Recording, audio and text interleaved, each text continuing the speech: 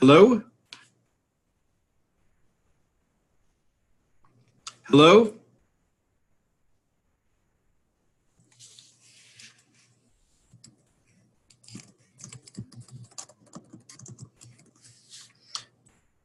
I see somebody is joining. Yeah. Hello. Hello, how you doing? Good. How are you? Good.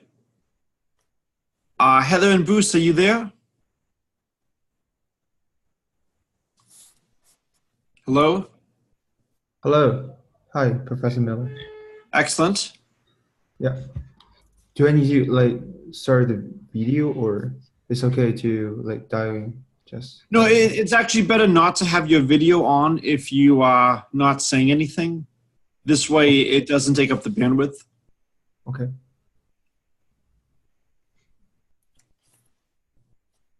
I'm trying to see if we have everybody on board. So if you've just joined in, could you say hello? Hello. Yeah. Hello. Okay. Let's see. Let me see. I'm just emailing somebody from the program.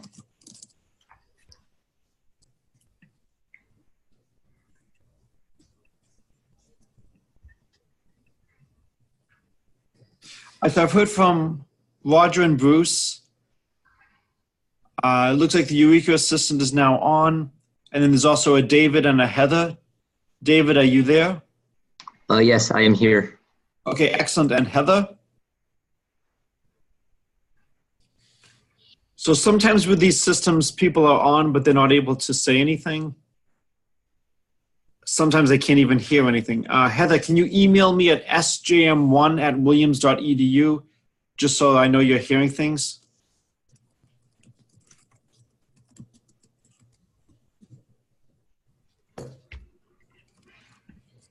So I've just sent a chat message. Hopefully people can hear. We'll start in a minute or two otherwise. The first time is always the hardest in terms of just making sure all the technology works and just getting used to logging on.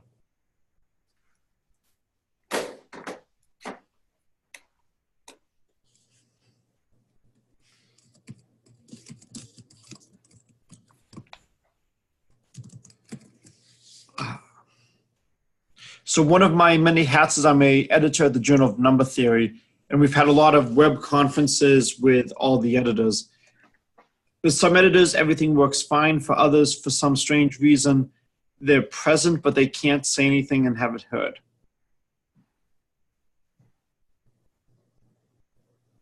Okay, so the Eureka assistant has just chatted to everybody that she's going to contact people through the WeChat just to make sure everybody is able to participate. In a moment, I'm going to start the talk.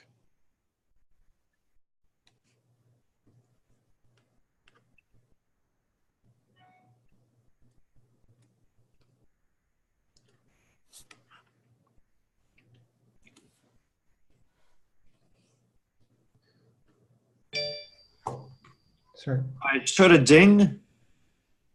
Are you there, Heather? All right, well, things are being recorded, so why don't we just quickly go around and everybody just say a few words about themselves. So I'm Professor Miller. I've been at Williams College for 10 years. I did my undergrad at Yale, graduate at Princeton. My main interests are number theory and probability, but I do a lot of applied math as well.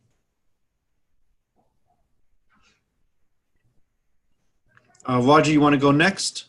Yeah, sure. So, hello everybody. I'm Roger, and I'm studying at Patty School in Hightstown, New Jersey. And I took AP Calculus BC last year. I love math and science a lot, and I also love sports. I am in the school's varsity track and cross-country team. Excellent. And then I've switched it now so that you should be seeing the first slide. Is everybody able to see the first slide? Yes. Yes. Excellent.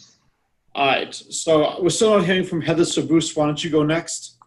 Okay. So my name is Bruce. I'm from China. I currently study in United World College, and my habit are Lego, math, and running. Yeah. Okay, and then David? I currently live in New Jersey in the United States. I study at high technology high school, and in terms of math, my interest in a field of math is counting and probability. Okay. So what I want to do today is I want to go over a subset of the slides. So there are far more slides here than I expected we will get through. I want to get a sense of what problems you find interesting and get a sense of what your background is. So the goal is to try to get to the point where we can do some original research this summer. So last summer we were able to prove some new results and get it published in the Fibonacci Quarterly, which is one of the top journals for research like this. So this was a real journal. This was not just a undergraduate journal. This was a serious research journal. To do this requires a lot of time. And so I know everybody is busy with a lot of different things. And the more time you have, the more chance we will have of going far and getting a new result. You need to balance everything you're doing. I just want to give you some options and possibilities. So today, let me talk a little bit about some problems related to Fibonacci numbers. So has everybody seen the Fibonacci numbers before? Yeah. Yes. Okay. So we've got 2 yeses. Yes. 3 yeses. Okay. So how would you start the Fibonacci numbers? What's your first few Fibonacci numbers? 1, 1, 2, 3, 5, 8, 13, and so on. Okay. That is how I normally did them. What we're going to see today is there's going to be a better definition for starting. Okay. My clicker does not seem to be working.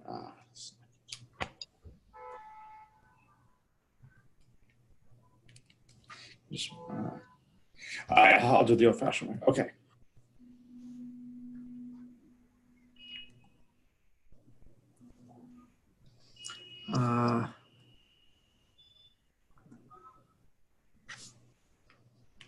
Okay. Are the slides still there? Yeah. There was an issue with the clicker interfacing with the Zoom program, but it's fixed now. Okay. So I teach a lot of students in research. I've taught over 300 people so far. And the first is to just talk a little bit about what are our goals. So the first is trying to figure out what is the right question to ask. Who do you want to ask it with? There are so many things you can look at in mathematics. Most of the questions you ask could end up ranging from very interesting to only you care about it. So how do you find a problem that other people are going to care about? How do you find a problem that you think you can actually solve with the tools and techniques you have?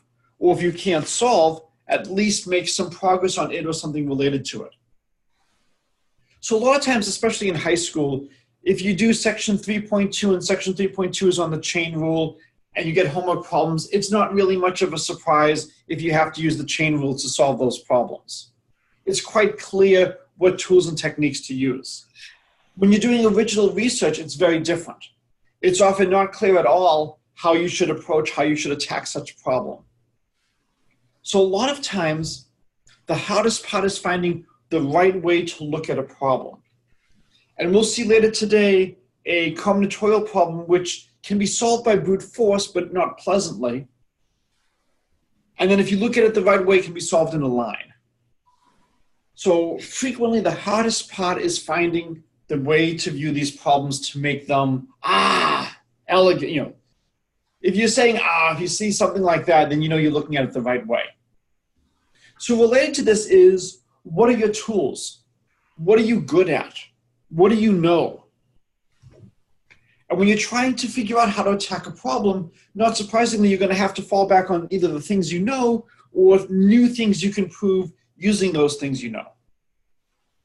And then the last is, control what you can. write up the stuff that you're doing as you're doing it. If you wait until the very end, you're going to be overwhelmed with how much stuff you have to write up. So as soon as you start making progress, as soon as you start proving little things, write it up. If you can, try to present your work to others, write a paper and have it published. Give talks at your high school, or if we're really lucky, at conferences. And so a lot of the advice and a lot of the results in these slides are things that I've learned with my students over many years. Right. So the first thing is, what questions to ask. You want to build on what you know. So I chose the Fibonacci numbers as a topic because I figured that this is something you've seen before. So you've got some familiarity with the Fibonacci numbers, and it's related to a lot of really good mathematics. Now the hard part is finding what's going to be interesting, both to you as well as to other people. Related to this is trying to find the right perspective. One of the best things to do is just start asking questions. Look for connections. Try to say, does this remind you of anything you might have seen in another related subject? And frequently you can transfer questions or techniques from one subject to another. Look at other papers in the field. If somebody has written a paper on something related to this, there's a good chance they'll be interested in what you're doing. So this leads naturally to my favorite piece of advice. And there's a lot of different ways of phrasing this. It's called the law of the hammer. And I like the last one. It's nice and simple. If all you have is a hammer, everything looks like a nail. And there's a lot of ways to look at this. One way to look at this is if you're really good at something, then whatever I give you to do, you will try to find a way to convert that into the area of your expertise. But a better way of looking at this is, let's say you're a master of the hammer.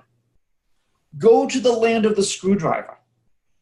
If these people could have solved their problem using a screwdriver, they would have done so. They're smart people. Think of it this way. Has everybody heard of Gauss and Euler and Newton?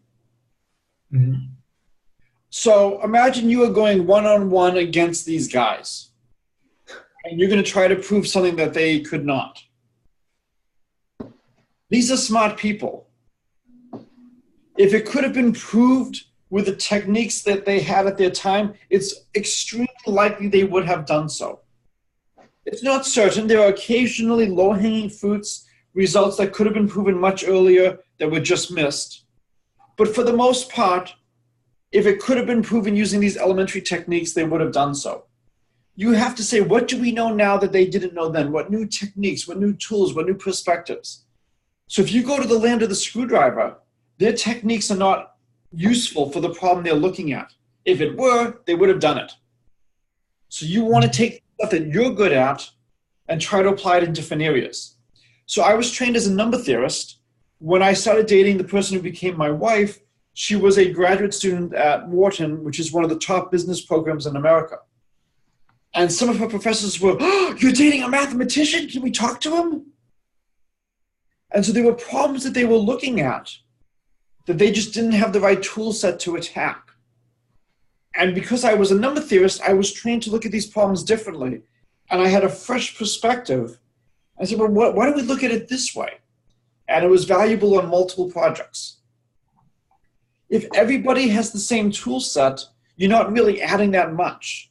So you want to work with a diverse group of people with different abilities, different interests, different skill sets. Right. So as I've said, you really want to write things up for later in life. When you go places, don't go there and just sit by yourself, but you want to be active. You want to get to know people. So related to this, you want to get to know me, and if you're taking other classes, you want to get to know the other people through there. If you want letters of recommendation, the more you speak up, the more you write to me, the more I can write.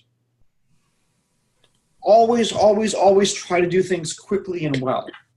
Sometimes you can't. We have so many demands on our time, it's hard to do. I got a request to evaluate a colleague at another school today to see if she should get tenure.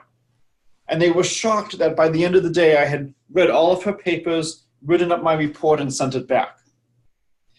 You're not always able to do this. I had a lot of walking to do. I'm at Penn State. I'm involved in some math competition stuff here.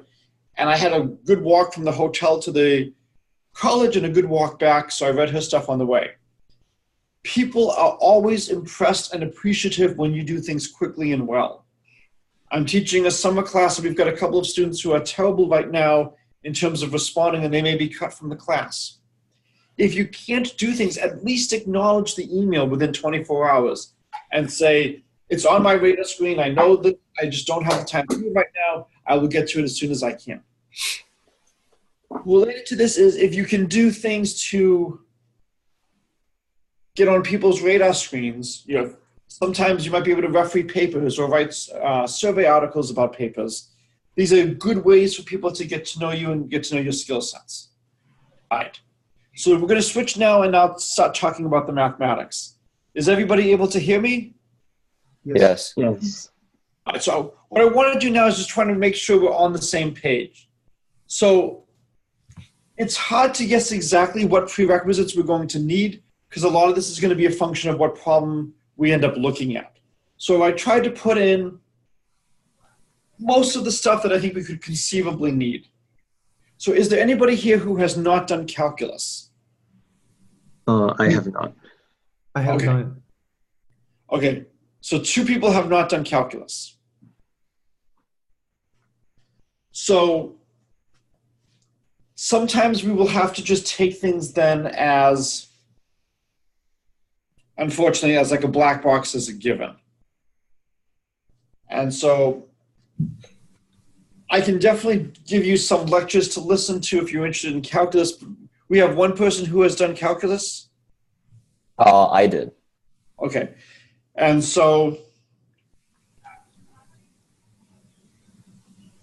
what might happen is if there's any calculus that needs to be done, you might become point person on that. So very briefly, if you have a curve, we often want to find areas under the curve. Why do we want to find areas under curves? Because area under curves are probabilities. So this is a Gaussian normal bell curve. Whenever you have this many names, it's extremely important. So the very last line says Gaussian, and this is the density function. So it has 2 parameters. Mu is the mean, and sigma is the standard deviation. So the mean is the average value, and the standard deviation is how spread out things are. And for each value of x, this tells you what the density is. And if you want to figure out what is the probability you take on a value between 4 and 5, you would just integrate under the curve from 4 to 5. Mm-hmm. What should the area under the whole curve be? Somebody who hasn't taken calculus. 1. 1. Basically, something happens. Mm-hmm. So any probability distribution, that's the first point, its probability is always greater than or equal to 0. And then that strange S shape from minus infinity to infinity, that means the integral from minus infinity to infinity. It means the area under the curve from minus infinity to infinity.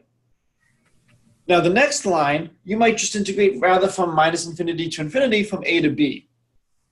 And if we do that, that's the area under the curve from A to B, and that will be the probability that our random variable takes on a value between A and B. So I'm looking at a continuous case right now, and with continuous stuff, we use calculus. If we had something discrete, say we were rolling a die, we would use sums. And this is basically what happens in the limit. So the next line, the mean, that's the average value. So I take my probability, P of x, and at each point I multiply it by x.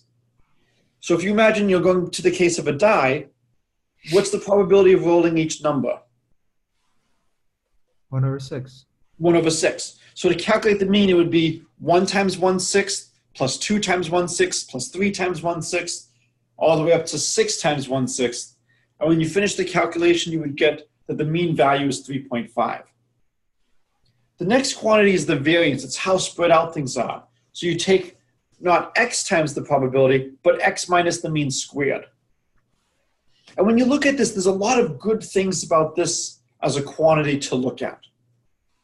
Because you're squaring things, you're going to have something that's non-negative. Now, if you think about units, if x is in meters, then x minus mu squared will be in meters squared. And this is why we take the square root of the variance to get what we call the standard deviation. So if you want to talk about how tall people are, you might say on average people are 5'6" plus or minus 2 inches. You wouldn't say plus or minus 4 inches squared. Mhm. Right. So the next is combinatoric. Has everybody here seen factorials? Yes. Yes. I have 2 yeses. Yes. Yes. Okay. So I'll do this really fast. So n factorial is the number of ways to order n people when order matters. Then n choose k is the number of ways to choose k from n when order doesn't matter. So think of it as everybody is equal. N factorial is the first person's the president, the second person is the vice president, and so on and so on and so on. And then the last one is really nice. It's Stirling's formula. It gives us a way to approximate n factorial when n is very, very large. And it says n factorial is approximately n to the n e to the minus n squared root of 2 pi n. And with a little bit more work, you can get the next lower order term, but this gives you a good sense of the size of the quantity. And this is extremely important because we often want to know what's happening in the limit. So in the limit, as n gets very, very large, it's not so easy to calculate and choose k. Many times we only care about the main term. If I were to give each of you $1 billion later today, would you be happy? Yes. This is basically who's awake right now. I can't imagine anybody who wouldn't be happy at getting $1 billion. How disappointed would you be if I told you I made a mistake and you have to give me back 15 cents of the $1 billion? Would you care? No. No. No. What if I told you I made a mistake, you have to give me back $100,000? Would you care? Well, not that much. No. Not that much. Not really. Not really. You would still be so happy. What if you even had to give me back $1 million? So you're only getting $999 million. Would you really care? No. No. No. What if you have to give back $950 million? That's too bad. Yeah, now at this point, you're still happy because you're still getting $50 million, but $50 million is not the same as $1 billion. Mhm. So when we look at a lot of quantities, a number is not large or small by itself. It's not large or small in isolation. It's only large or small relative to other numbers. $1 million is large when you compare it to 1, but it's small when you compare it to $1 billion for many purposes. And we want to understand frequently what the main order terms are, what the biggest term is. All right, so here are the Fibonacci numbers. So what is the difference between how I've written them and what was said earlier today? We're missing one. You're missing 1, 1. Mhm. And the reason we're missing a 1 is because this gives us the following beautiful theorem. So Zeckendorf's theorem is every positive integer can be written uniquely as a sum of non-consecutive Fibonacci numbers. So if I want this theorem to hold, why am I getting rid of the first 1? Uniquely as. Yeah, if I had 2 1s, then I would have issues with uniqueness. I could use either one if a 1 was in the decomposition. Mhm. So let's take as an example 51. So anybody have any thoughts as to how we might try to write 51 as a sum of Fibonacci's? Non-adjacent Fibonacci's, non-consecutive. What could we do first? Um, 34 plus Yeah. 13 plus, sorry, plus Yeah. So this is called the greedy algorithm. So the first thing you do is you take the largest Fibonacci number, and you can see the 34 is now lit up in red. We take the largest Fibonacci number less than or equal to our number. Mhm. And we start now with 51 is 34 plus 17. And then we play one of the most important games in mathematics. It's called the shampoo instructions. Have you ever read the instructions on shampoo? nope. No. No. You No. just assume you know how to shampoo. So most shampoos say lather, rinse, repeat. And this is the way a lot of things are done. Lather, rinse, repeat. Do it again, do it again, do it again. So we took the largest Fibonacci number less than or equal to 51. Now we do the same thing with 17. That's going to give us 13, which now lights up in red. And now we have 34 plus 13 plus 4. Now notice that when we did this, 34 and 13 weren't adjacent. If they were adjacent, what could we have done?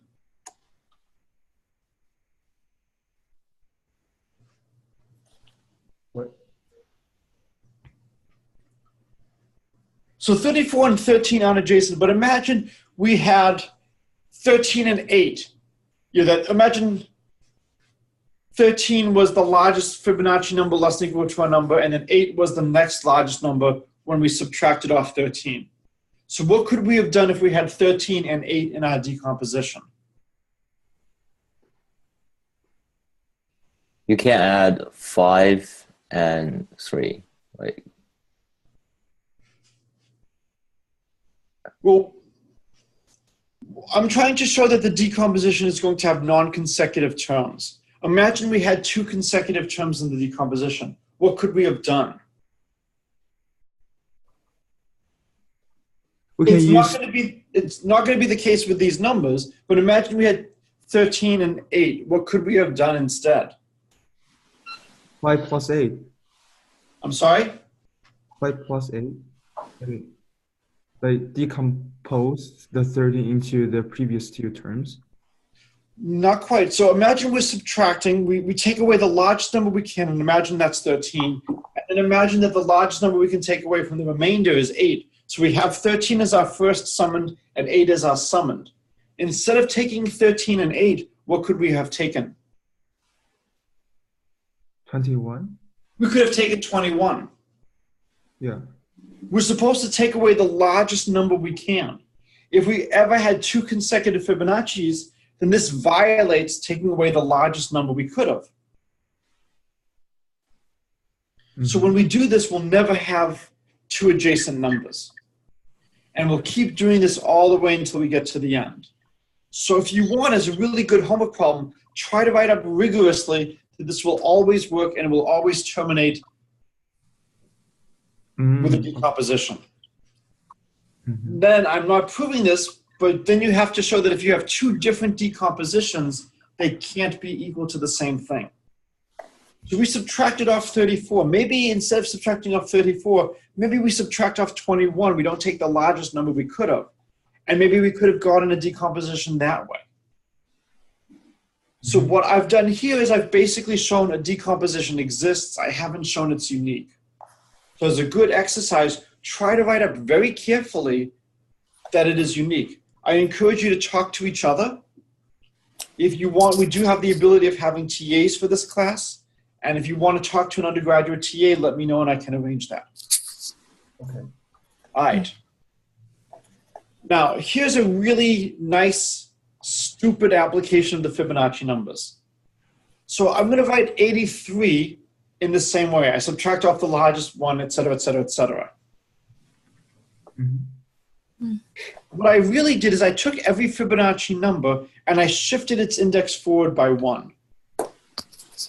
Okay? Right. So 51 miles is 82.1 kilometers. So does anybody know roughly what the conversion factor is between miles and kilometers? Roughly. 1.6. yeah. 0.6. Yeah. Why do you think there's this beautiful relationship?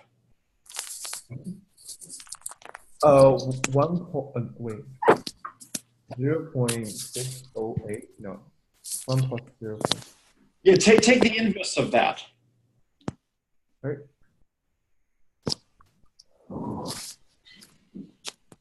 I think you're close. Is it 1 plus the golden ratio? It's actually just the golden ratio. So to get from one Fibonacci number to the next, it's approximately the golden ratio. The larger your Fibonacci number is, the closer it is to just being the golden ratio. So if we shift each index up by 1, it's essentially the same as multiplying each number by the golden ratio, which is approximately the conversion factor between miles and kilometers. All right. So there's a lot of different results. So around 2010, my students and I reproved the following, that if you look at how many summons a number has a Zeckendorf decomposition, then it converges to a normal distribution, to a Gaussian, to a Beltrán. And the first thing to notice is we're looking at numbers between the n and the n plus first Fibonacci. So you always want to make sure that you're comparing apples and apples, that you're comparing two objects that are similar. Mm-hmm. Yes. Imagine, let's go back. So 1, 2, 3. So 89 is the 10th Fibonacci number. Okay? Mm-hmm. So if I look at the 11th Fibonacci number, that's going to be 144. So if I look at all numbers from 1 to 143, what's the maximum number of summons they could have?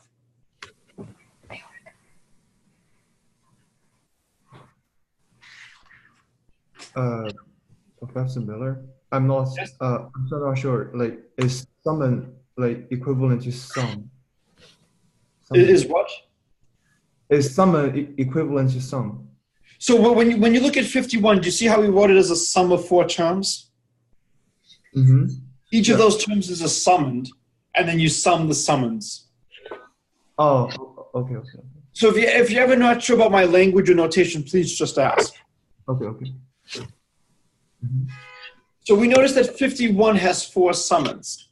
If my number is at most 143, what's the maximum number of summons it could have? 89. Not 89 summons, 11. not 11, 1, 4, not 9. The largest summon. Huh? What's the maximum number of terms it could have in its decomposition? What's the maximum number of summons it could have? 51 has 4 summons. Maximum number of summons. Find it.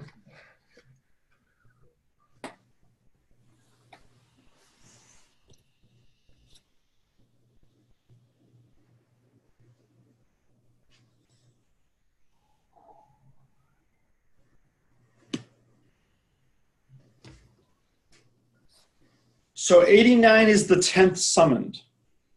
144 is the 11th summoned.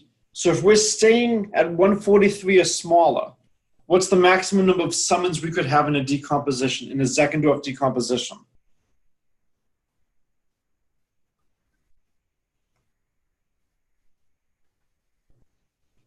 Is it 6? I'm sorry? Is it 6? I get 5. What? Let me recalculate it. Because you can only have every other.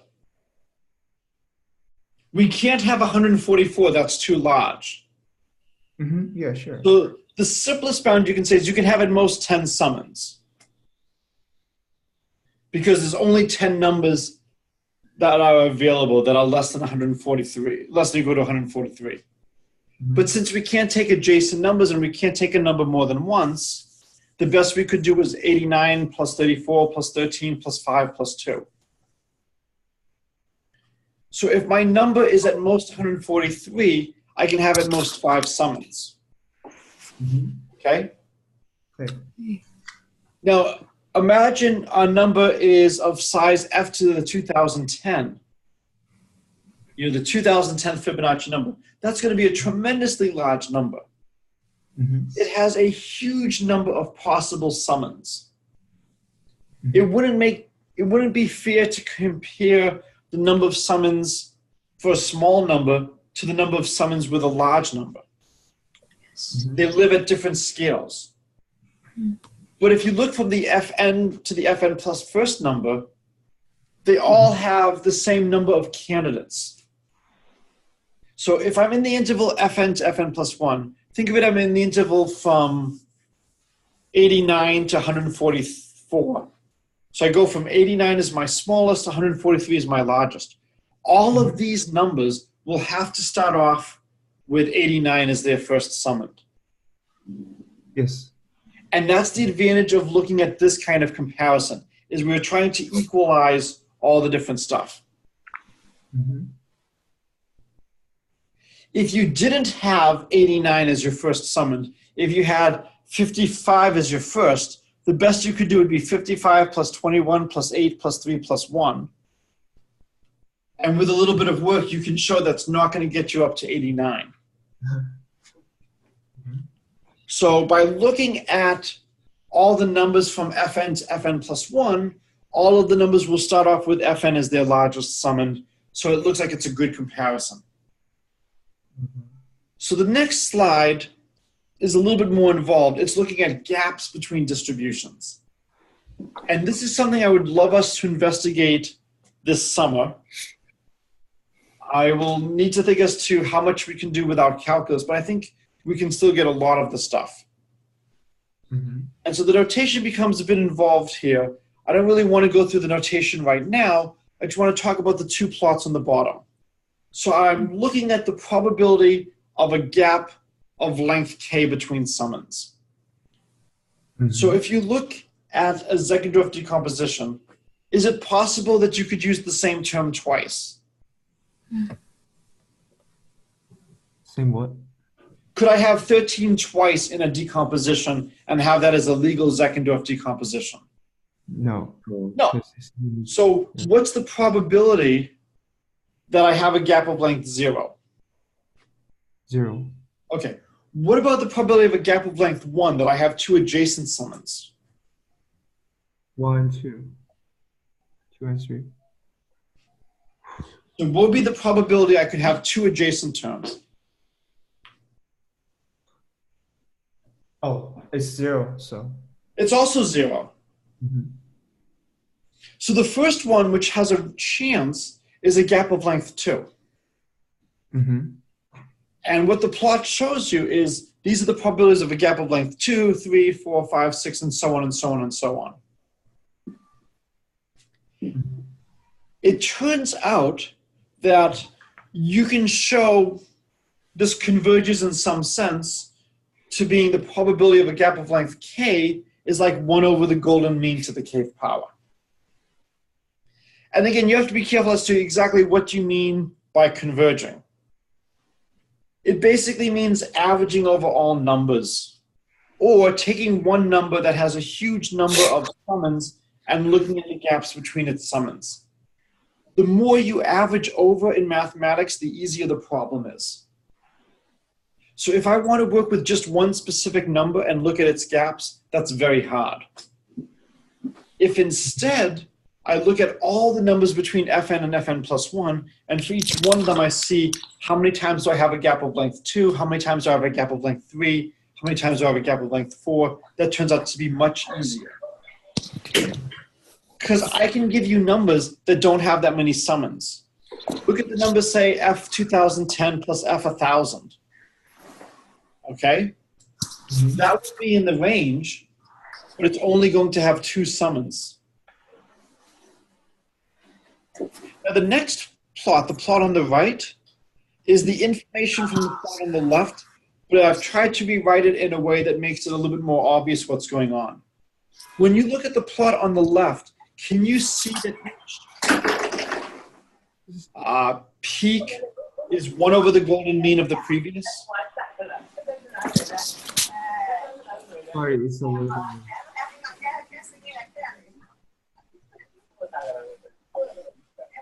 Oops, I'm hearing voices on the other end. It's going on. Okay, so when you look at the stuff on the left, can you just look at that picture and see that it's going down proportionally each time? It's not proportionally, I think. Well, in the limit, that's what it's supposed to be. Each time you increase the gap by 1, the probability is 1 over the golden mean of the previous probability. Oh, okay. But when you look at the plot on the left, it's hard to see that. So what I did on the right is I plotted the probability of a gap of length k divided by the probability of a gap of length k plus 1. And I did this for k equals 2 and 3 and 4. And if the fit was perfect, I would get the golden mean each time. And what you can see is as you go out pretty far, it's looking very close to the golden mean. And then as you start getting very large, then small fluctuations are going to make themselves noticed. But this gives you some sense of just what's going on. And if you look at the plot on the left, you can see, well, once the gap length is of size 15 or so, we just have so few gaps that are this big. The probabilities are so small that if you happen to just have one extra term or not, it's going to make a tremendous difference. But for the small values up to 10, 15, it does a great job, and you can see it really does look like 1 over the golden mean. So this goes back to trying to find what's a good way to present data. The phrase, picture's worth 1,000 words. All right. The last one, I don't want to say too much about this. This is another problem you can talk about, and we've had some success on this, is talking about what's the longest gap. So if you imagine flipping a fair coin, half the time it's heads, half the time it's tails, you can look at how long do you have to wait between getting 2 consecutive heads. And it turns out that the answer involves a double exponential. So most of the time, whenever you see something like this in a calculus class, it's the teachers are just making up a cookbook problem to see how well can you do the chain rule. But this is a situation where the double exponential arises naturally. And there's a lot of great mathematics behind this. I'm probably not going to do too much, but I just wanted to put this on your radar screen as to this is another natural question you could ask. We've asked, how many summons do we have on average? We know that. What's the distribution of the number of summons? We know that it's a Gaussian. What's the distribution of the gaps between summons? We know that. You can now ask, what's the likelihood of having the longest gap of a different value? And we have results on that too.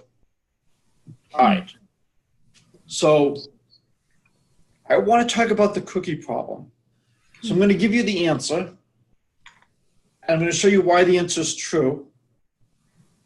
And I want you to tell me how you could have done this by brute force. So imagine you have C identical cookies. You can't tell the cookies apart. And you have P distinct people.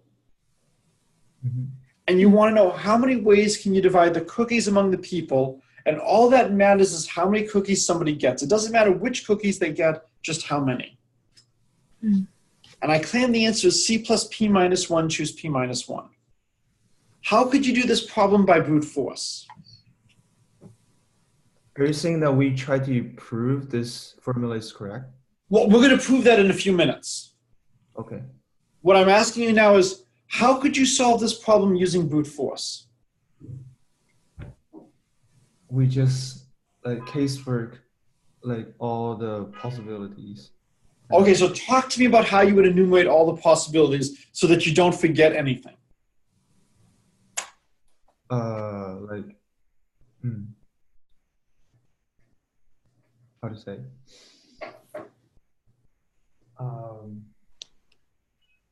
We start with the first person received nothing, and then casework for the second person, and then casework for the third, and then All right, let's assume for definiteness that there are 10 cookies and 5 people.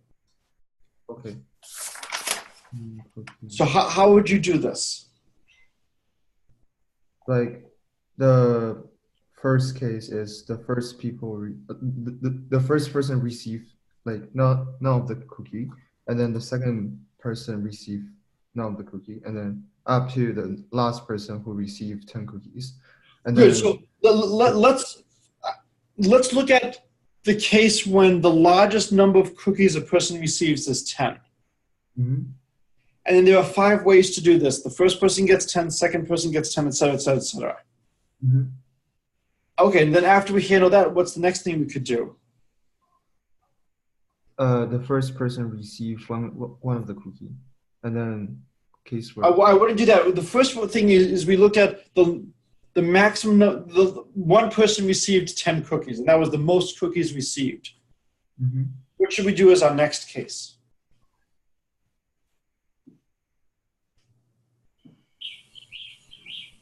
We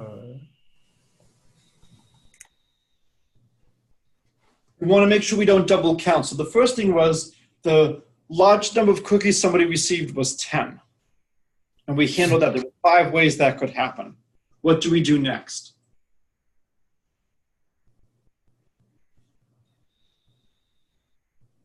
How about the case when one of the person received 9 cookies? Yeah, then you do the case with 9. So if the largest that somebody gets is 9 and you have 9 and 1, how many ways are there to have 9 for one person and 1 for one person? 5 times 4. Right, there's 5 ways to choose the first person, 4 ways to choose the second.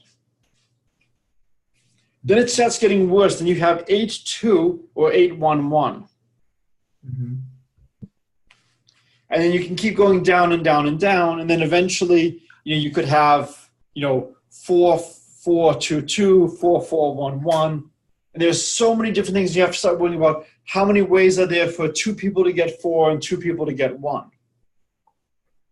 And it matters if you're getting 4 cookies or if you're getting 1 cookie.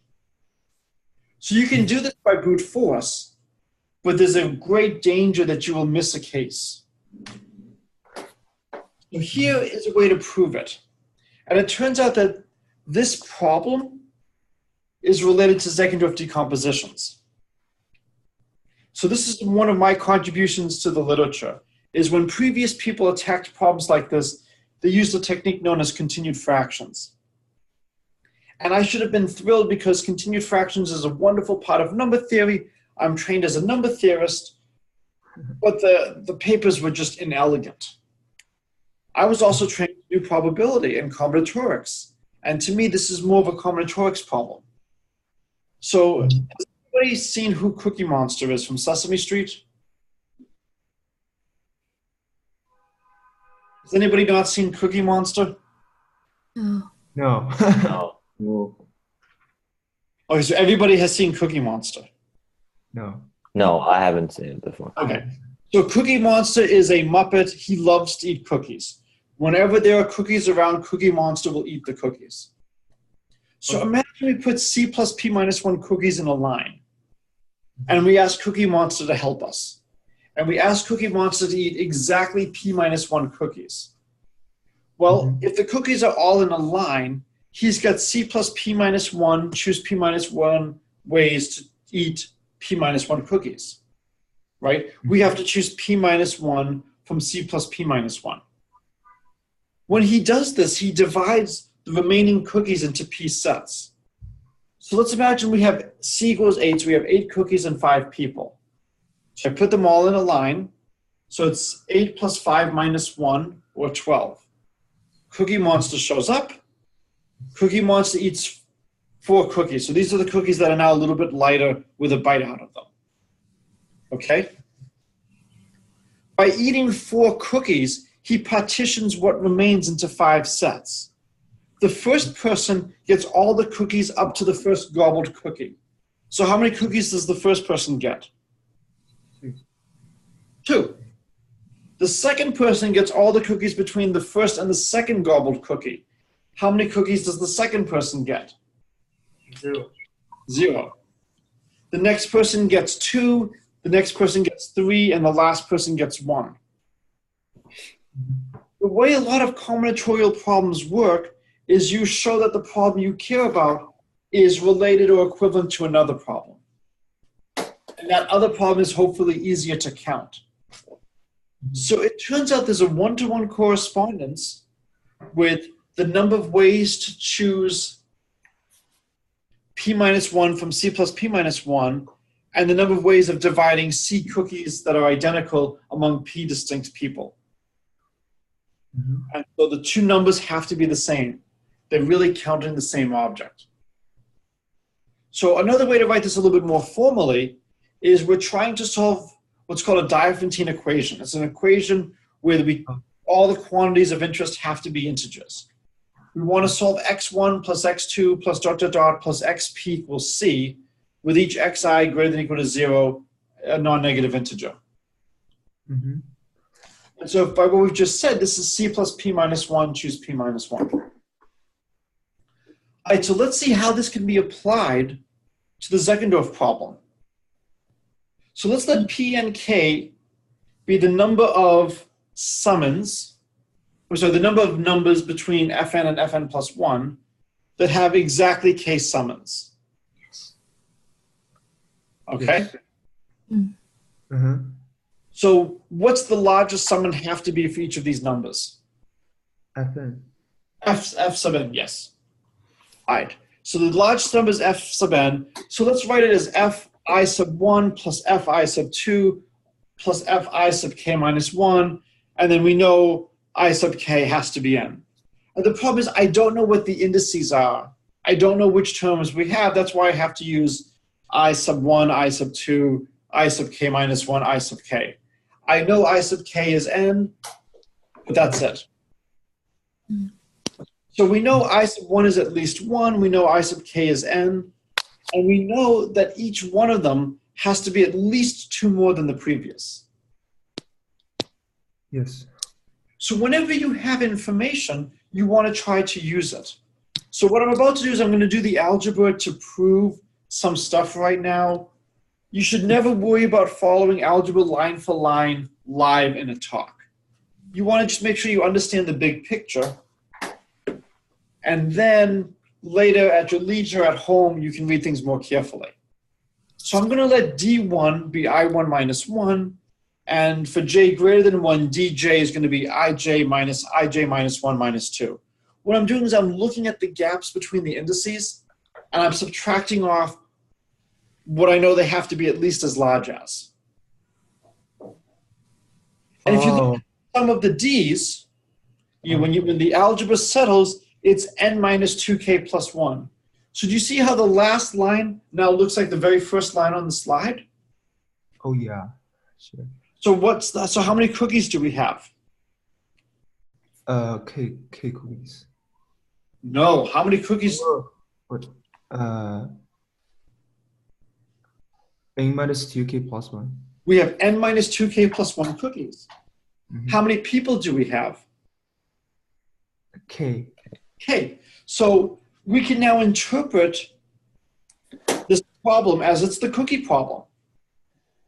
So we've now proven that the number of ways to have exactly K summons when the dust settles is n minus k, choose k minus 1. Okay. What are the possible values for k? K. What's the smallest k could be?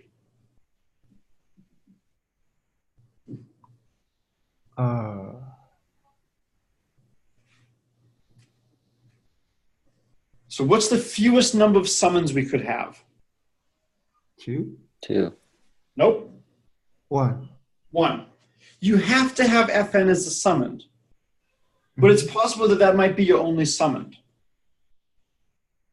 Okay. What's the largest number of summons you could have?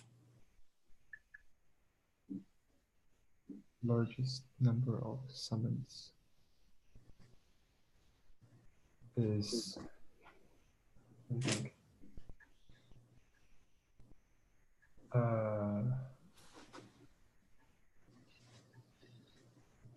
is it Fn over 2? It's n over 2. N over 2. Remember, Fn is going to be a tremendously large number. The Fibonacci numbers are growing exponentially fast. But since we can only have every other term, it's basically the largest it could be is n over 2. And if you look, if k gets larger than n over 2, if you look at n minus k, choose k minus 1, the downstairs is going to be larger than the upstairs. What's 3 choose 4? How many ways can you choose 4 people from 3? Impossible. It's impossible. So what should 3 choose 4 be? Oh.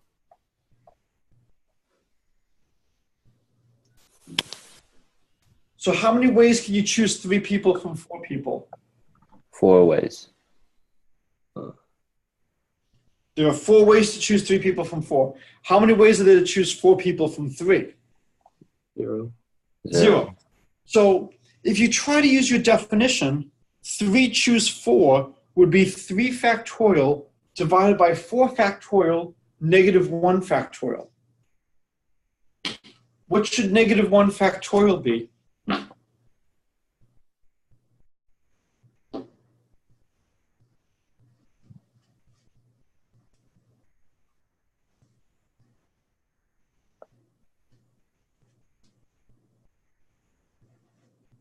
So we want 3 choose 4 to be 0.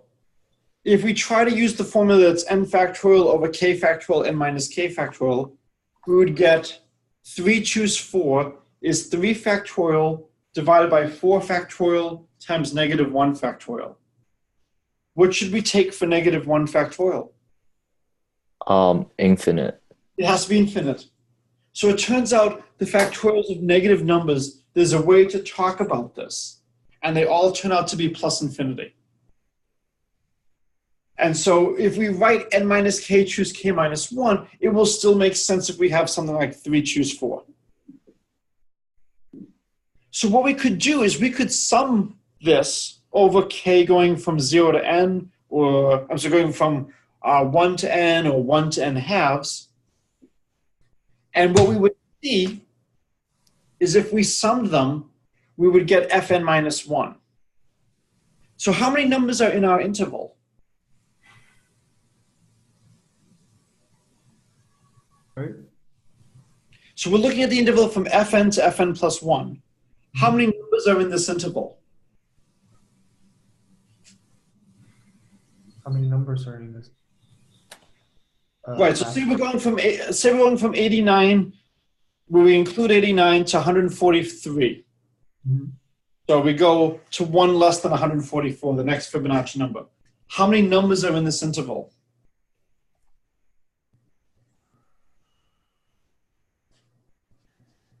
Fn plus 1 minus Fn plus 1. So it would be fn plus 1 minus fn. Oh, okay. It's Right, because I'm not including the endpoint. So what's fn plus 1 minus fn? It's fn minus 1. It's fn minus 1. So what I could do is I could now count how many numbers have exactly k summons. And then if I sum over all values of k, if I see that it comes to fn minus 1, I've got all my numbers. No two numbers will have, will be counted, no number will be counted twice. So this is another way of proving Zeckendorf's theorem. This seems like a terrible way to prove Zeckendorf's theorem compared to the greedy algorithm. The greedy algorithm is very simple. Take the largest summand you can, throw it away, and keep going. This is much more work. But what we're doing is we're splitting the numbers from fn to fn plus 1 into sets based on how many summons they have. And while it's more work to prove Zeckendorf's theorem, it's going to make other stuff a lot easier. So let's go to Gaussian behavior, to this normality stuff. So in 2010, before the summer began, before my research students arrived on campus, I had already decided to have them look at this, and I knew that they would be able to prove the result. And in fact, I even announced it at a conference, and I said, in a week or two, my students will arrive on campus and they'll prove this. And so the claim is that as n goes to infinity, the distribution of the number of summons converges to a Gaussian. And the reason we can do this is we have this formula at the very bottom of the page that if you have exactly k summons, there's n minus k choose k minus 1 ways of doing that. How many numbers are in the interval from fn to fn plus 1? Fn minus 1. Fn minus 1. So if I want the probability of having exactly k summons, I just have to divide by fn minus 1. So we have nice formulas for the probabilities. So I knew, well, we can just use Stirling's formula to expand out the factorials. We have an explicit formula for the nth Fibonacci number.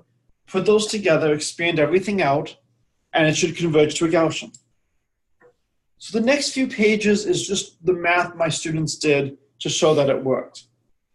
And so the math it takes up several pages. You've got to be very careful not to make mistakes. It keeps going on and on and on for a while. We're still not done. Still not done. But now finally we finish. And at the end of the day, it converges to a Gaussian. It really was a follow your nose proof. That once you have the idea to do this, once you are familiar with the techniques, it's really not that bad. That doesn't mean it's not time consuming, but it's not bad. Mhm. What makes it hard is to try to generalize this to other settings. This is the most tractable approach, most tractable problem. But what's nice is because we spent a lot of time using the cookie problem and we proved the number of ways to have exactly case summons, we got huge dividends. We got huge benefits from that here. Mhm. So let's talk a little bit about more general settings. So instead of looking at the Fibonacci numbers, we could look at a more general linear recurrence relation. And so what we're going to do here is we're going to assume the coefficients are constant and they're non-negative integer coefficients. And we're going to assume the recurrence relation has a fixed depth. So the Fibonacci's have depth 2. The fn plus 1 is fn plus fn minus 1. Each number is the sum of the previous two terms. So in that case, C1 would be 1, C2 would be 1. But you could look at more general settings. So we get the following results. The first is Zeckendorf's theorem, is every natural number can be written uniquely as a sum of terms with natural constraint on the AIs. I don't want to go into what the constraints are right now. Let's just say that there's some natural set of constraints. Uh-huh. The next is Lec01Miller's result. It just is a result on the number of summons you need on average. And it turns out that it grows linearly with n. For the Fibonacci numbers, it's n divided by, I think it's 1 plus phi squared. Okay. And then the last is that a central limit theorem holds that there will be this Gaussian behavior. So let's think for a moment. What do you think the simplest recurrence relation we could consider that's non-trivial?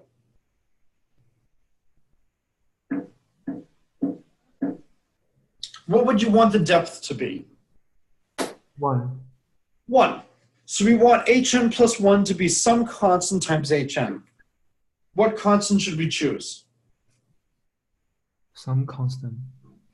Yeah, so hn plus 1 is c1 times hn. What should we choose for c1? Can I choose 1? So if we choose 1, you get hn plus 1 is hn. Is this going to be interesting? Not sure. Well, if hn plus 1 is hn, let's say h1 is 1, what will h2 be?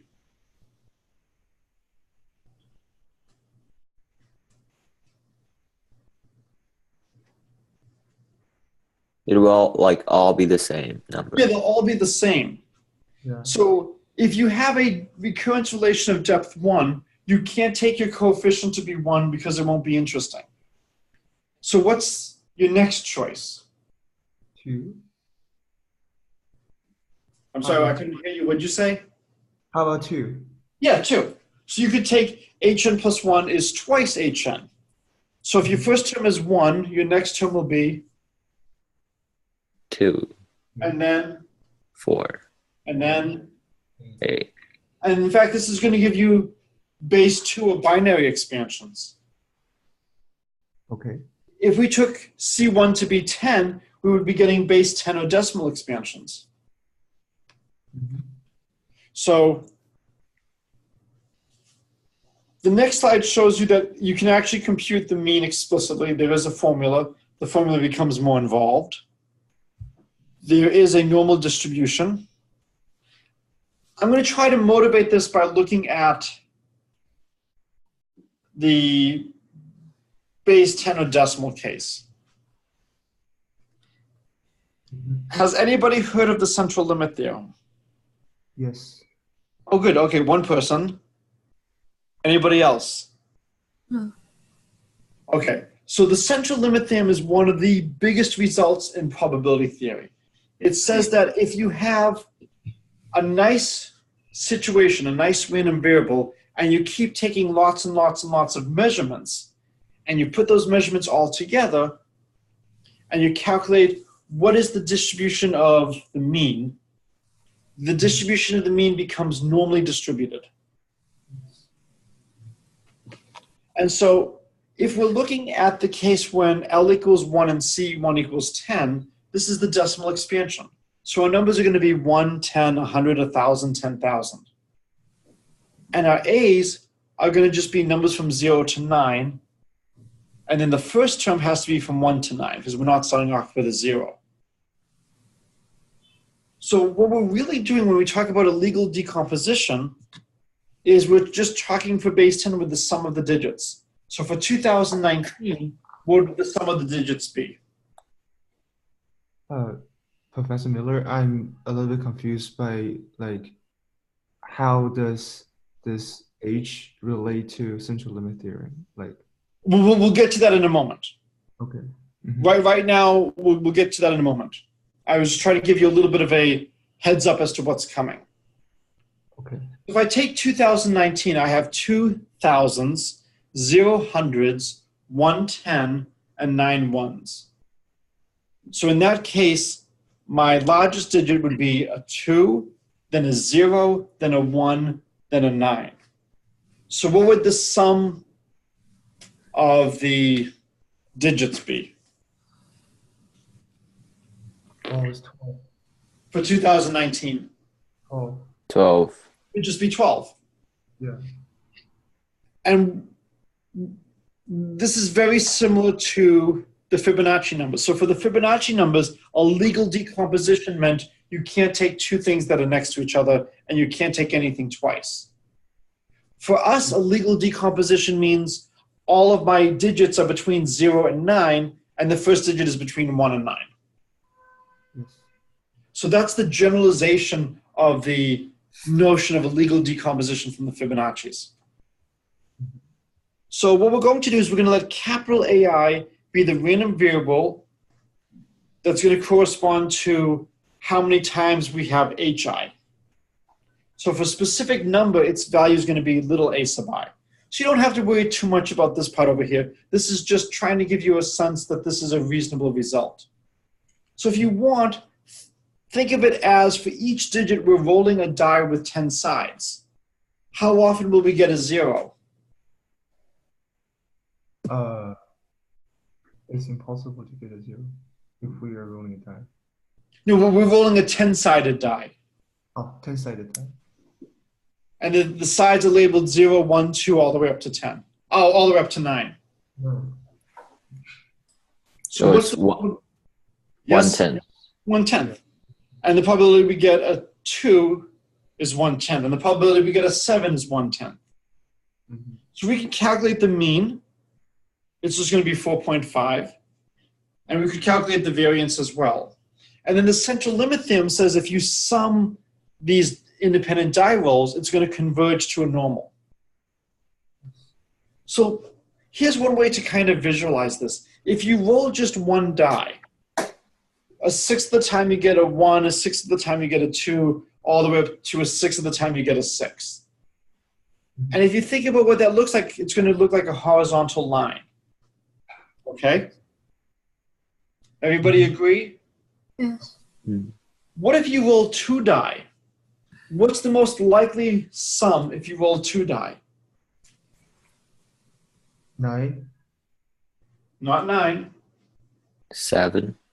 7. We're rolling the regular dice. Is it like I agree with the 10-sided die, it would have been 9. Oh, yeah, With the yeah, yeah. regular standard die, it would be 7. Mhm.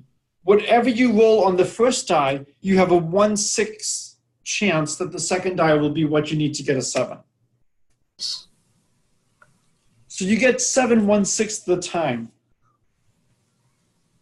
And then 2 and 12, you only get 1/36 of the time. Mhm.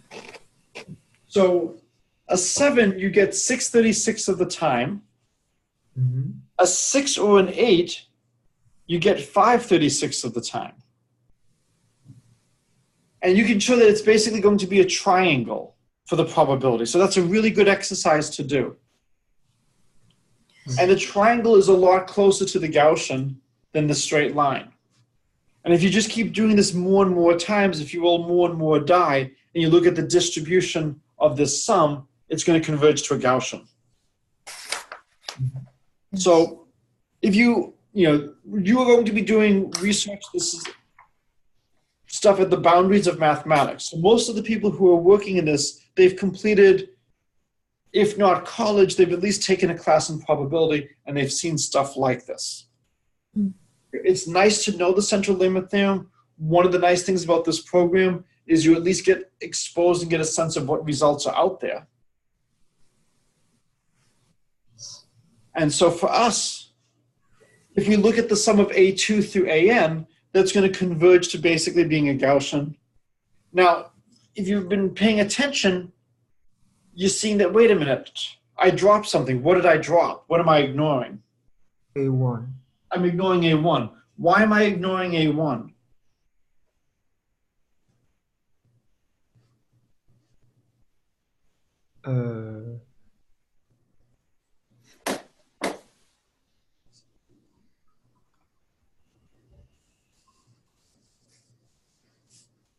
Not sure. So if you look at the previous line, it says for large n, the contribution of AN, or just any one of them, is immaterial. Each one doesn't really matter. What matters is that we have a lot of them. But why do we just ignore A1 rather than other terms? Actually, I should be ignoring AN, not, it depends on how we define things. I should be ignoring AN, not A1, I think. Basically, one of them does not allow a 0. And so it's not the same distribution as everything else. Everything is a 10-sided die, except for one of them, which is a 9-sided die. It doesn't make much of a difference. This goes back to, if I give you $1 billion and then take back $1,000, it doesn't really matter. Okay. If n is huge, dropping one term is only going to change things by between 1 and 9. It's not going to make any real difference. But the standard form of the theorem that's applied is everything has to be identically distributed. You can apply more general versions where they don't have to be identically distributed, but that's a little bit more work. So it's easier to just ignore one die. Okay. All right. Out of curiosity, has anybody seen Binet's formula? No. For Yes. an explicit formula for the nth Fibonacci number. Yes. Okay, that's one yes. No. No? Okay. One yes and one no. Who hasn't spoken? I don't think I did. Okay. So this is one of my favorite formulas in mathematics. So we're going to go back to having the Fibonacci start with 2 1s. And the 1 plus root 5 over 2, that's the golden mean. So this is a truly remarkable formula. What kind of numbers are the Fibonacci numbers? Sorry? What kind of numbers are these? 1, 2, 3, 5, 8. How would you describe them? What word would you say for these numbers? They are? They're like the ratio between like 2 consecutive terms. No. What kind of numbers are they? Integers. They're integers. When you look at this formula, you've got square roots, you've got division by 2. Amazingly, it's always going to end up as an integer. So as a nice exercise, what can you replace 5 and 2 by and still have something that's always an integer? If I asked you to calculate the billionth Fibonacci number, it's not a hard problem. It's a time-consuming problem, but it's not hard. What Binet's formula allows you to do is you can just jump to the billionth Fibonacci number without going through all the intervening ones. So here is a way to prove it. So we start with the recurrence relation. Fn plus 1 is Fn plus Fn minus 1.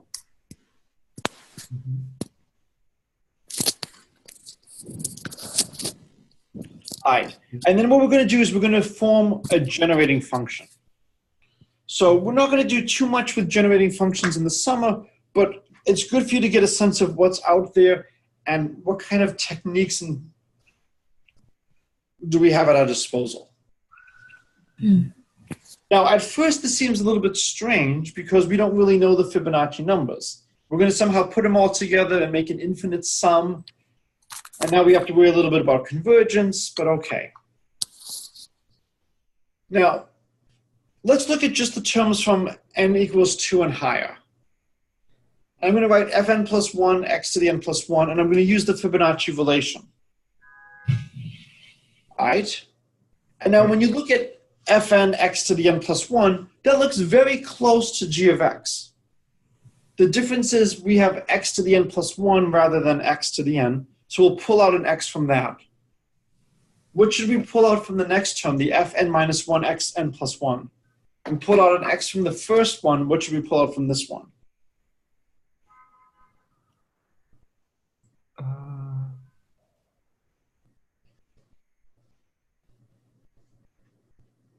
I want the index of Fn to match the exponent of xn. Professor Miller, I have a question. Yes. Like, how do you arrive from the first step to the step that's written, like, at the last line? Well, because I start off with the sum n goes from 2 to infinity of Fn plus 1, xn plus 1. And then I just use the Fibonacci relationship to replace Fn plus 1 with Fn plus Fn minus 1. Okay. So I'm just using my recurrence relation. But how do you combine the generating function with the recurrence relation? Well, we haven't combined the generating function yet. I've just defined the generating function. Okay. Equation 1 is referring to the recurrence relation. It's not referring to the generating function. I'm not doing anything with g of x yet. I know that in g of x, the index of f is the same as the exponent of x. So the thing on the far left, the Fn plus 1, xn plus 1, the index and the exponent match. For the first term on the right, I have Fn and xn plus 1. They don't match. So I want to pull out an x from every term there. And I'll have x times Fn x to the n. And that's going to look a lot like g of x. The next one, I have Fn minus 1, xn plus 1. The exponent and the index don't match. What should I pull out from x? How many x's should I pull out? 2. 2. And so what we'll see is we will pull out 2 of them. And so we'll get, just shifting my indices around. So if I have Fn plus 1 and n is greater than or equal to 2, that's the same as n, where n is now at least 3. And so I'll get Fn xn is x times the sum of Fn xn plus x squared, sum of Fn xn. And you can see everything looks a lot like g of x. What's preventing these things from being g of x? The sum of Fn. Wait. No. The sum of f and x to the power of n. Right, so they all have a sum of Fn x to the n. Why aren't all of those things g of x? Because the range for n is different. Right, it's the range. Well, it's easy to fix the range. So for the first one, we have n greater than or equal to 3. So we do one of the most powerful tricks in mathematics. We add 0. We'll add the term when n equals 2 and n equals 1, and then we'll subtract those terms. Okay. And then for the n greater than or equal to 2, we'll add the term when n equals 1, and then we'll subtract. And so when we put all that in, we get g of x minus f1x minus f2x squared for the left, and then just x times now g of x minus f1x plus x squared g of x for the second.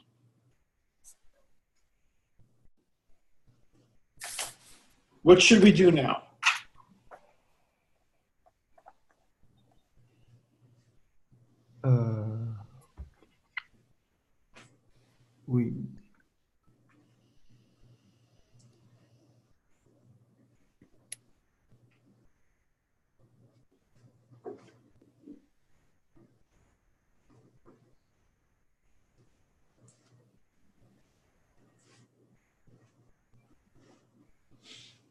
So we're trying to find the generating function.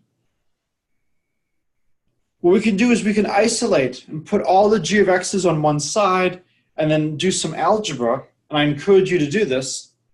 And you'll get g of x is x divided by 1 minus x squared. So we can solve for g of x. Yes. So this is the amazing power of recurrence relations combined with generating functions.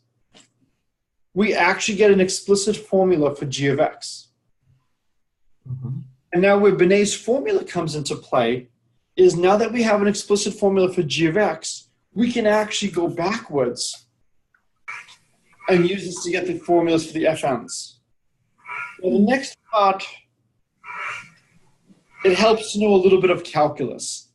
Has anybody not seen the geometric series formula? Yes. You know, if r is less than 1, 1 plus r squared plus r cubed plus r to the fourth, etc. is 1 over 1 minus r. Has everybody seen that? Yes. Yes. Okay, so you could try to do that here, and you could maybe say, well, maybe r is equal to negative x minus x squared. Or, I'm sorry, x plus x squared. The problem is you then have terms of different degrees, and if you try to work with that, the algebra just becomes nasty. If you've done calculus, you could try to factor the denominator and do partial fractions. And so we're going to do what's called a partial fraction expansion. Even if you haven't seen calculus, hopefully you can still get a sense of what goes on. I'm going to factor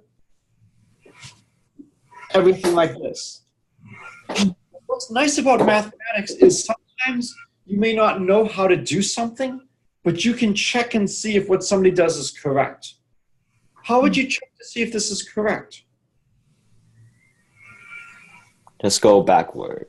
Yeah, just go backwards. Just subtract the two fractions and simplify it. You know, find a common denominator, and when the dust settles, you'll see it is x over 1 minus x squared.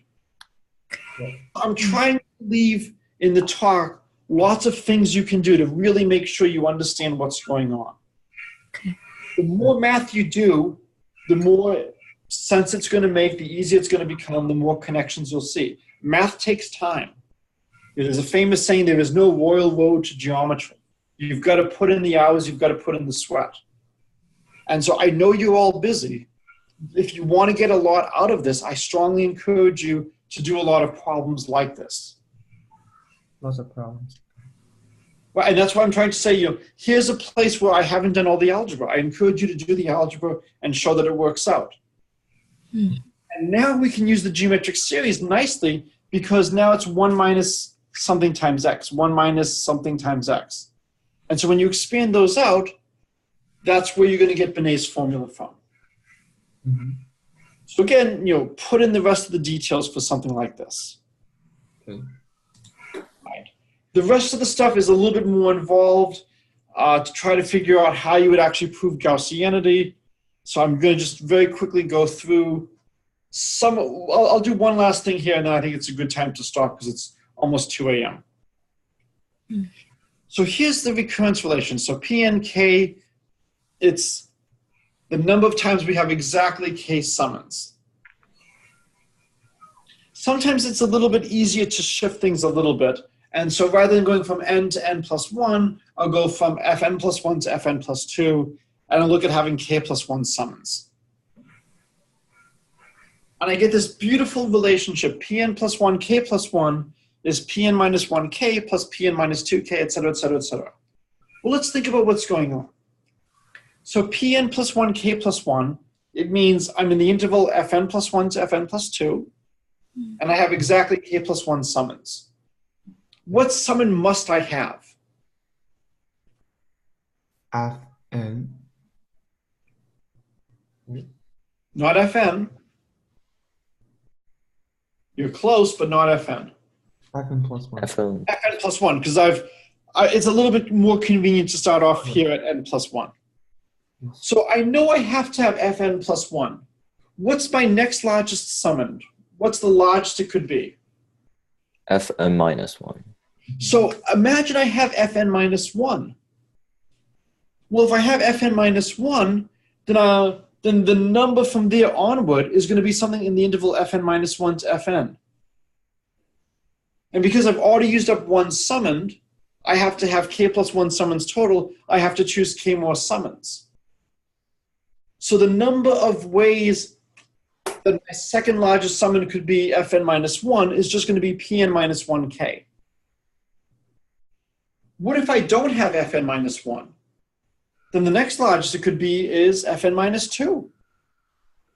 And that's where the next term comes from. So this is another thing to just try to do rigorously and convince yourself why this is the case. So this gives a recurrence relation. You've all seen the Fibonacci recurrence relation. This is tremendously worse, right? The Fibonacci recurrence relation only had one index. How many indices does this have?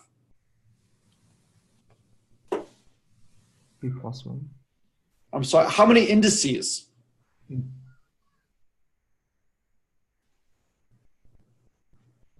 So we have Pn plus 1, K plus 1. How many indices does this have?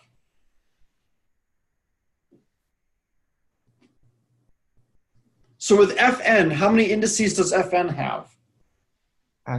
Fn? Yes. How many indices? N, right?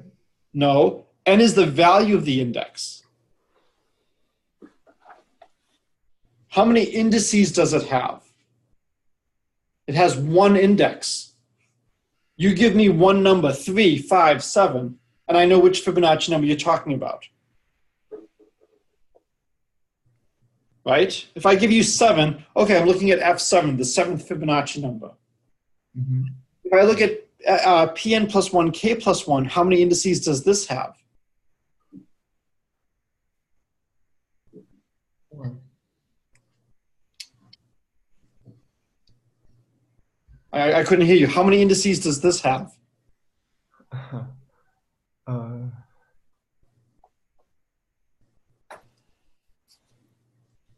I don't know. Well, F sub 5, F sub 7, F sub 11, these have one index. You give me one number and I know which term you're talking about. P sub 5, 3, P sub 12, 8. How many indices does it have? How many numbers do you need to know which term I'm talking about? 2. 2. So it has one more index than the Fibonacci's. The Fibonacci's was depth 2, was length 2. Here, the higher n is, the further down k can go. So this is much, much worse than the Fibonacci recurrence relation to solve. We have 2 indices, not 1, and it's not fixed length. But there's a beautiful trick you can do. We can apply the same thing looking at having k plus 1 summons in the interval fn to fn plus 1. Mm-hmm. And what do you notice on the right-hand side?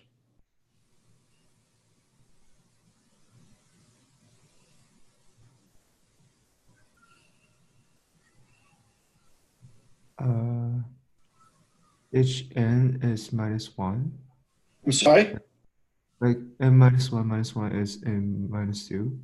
N minus 2 minus 1 is n minus 3. Is it the trend? I'm sorry, I'm having trouble understanding what you're saying. Oh, sorry. Never mind. So notice that the top line has a Pn minus 2k, and the bottom has a Pn minus 2k. Mm-hmm. The top is going to have a Pn minus 3k, the bottom has a Pn minus 3k. If I subtract, everything's going to cancel, but the first term Pn minus 1k. So when I rearrange things, I can actually get it down to being a finite length. Okay. So if you've seen telescoping sums, you might have seen this in calculus. I know some of you have not seen calculus, but this is a wonderful idea. And it takes a recurrence relation which was growing in length and now makes it smaller. And it turns out that there are ways to solve this, and you can get a closed form solution for things. So we will stop here. There's a lot of material that we've done today. So I really want you to take the time review this and think about it before our next conversation. Try to do some of the problems I mentioned to just really make sure you understand these calculations. It is not important to understand everything. There's several points and goals to what we're trying to do. Some of this is to just expose you to good mathematics. Some of it is to just give you a sense of what's out there. And then some of it is to try to find a new original problem that is related to previous works we have stuff to build on that you can do with your backgrounds. Now, your backgrounds are less than most people who work in the subject. Most people who work in the subject are advanced undergraduates or they're PhD professors. It doesn't mean they're smarter than you. It just means they have a bigger tool chest, a bigger set of skills. So the goal is to try to find a problem that is approachable to you with the tools and techniques that you can either already have or can pick up quickly. All right, so I'm looking forward to continuing our conversations. Let's see if I can switch back now.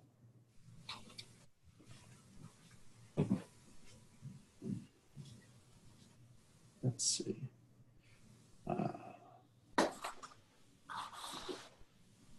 Okay. All right, have a good evening, all. Good night. Good night. Good night. Good night.